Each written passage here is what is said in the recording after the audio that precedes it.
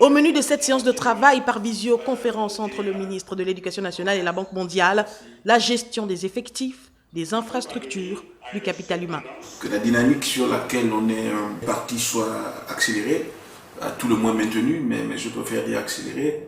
Et puis vous connaissez toute l'ambition que l'on a pour le développement de l'enseignement technique et professionnel au niveau du secondaire, mais aussi au niveau du supérieur. Donc je forme le vœu que les échanges que j'ai commencé à avoir avec vous prospèrent et nous permettent de développer le plan enseignement technique et professionnel qui est celui par lequel nous allons résoudre la question lancinante de l'employabilité et évidemment la question du développement. Patrick Mugema Daouda a présenté les avancées qui se distinguent par le programme de construction de 3500 salles de classe pour combler le déficit et parvenir à un idéal de 35 élèves par classe dans un avenir proche.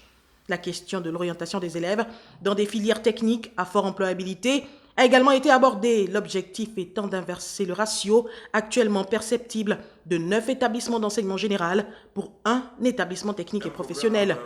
Autre point d'échange, les réformes curriculaires qui intègrent l'amélioration et la transformation du capital humain. Des réformes qui couvrent tous les cycles partant du pré-primaire au supérieur. Également évoqué pendant cette visioconférence, le financement des projets mettant en évidence les différents partenaires techniques et financiers très actifs sur le front du financement, de construction et de réhabilitation des établissements scolaires. De ce qui ressort de cet échange Éducation nationale Banque mondiale, c'est la poursuite des financements de construction et réhabilitation des lycées techniques et professionnels pour être en phase avec la politique gouvernementale d'employabilité des jeunes.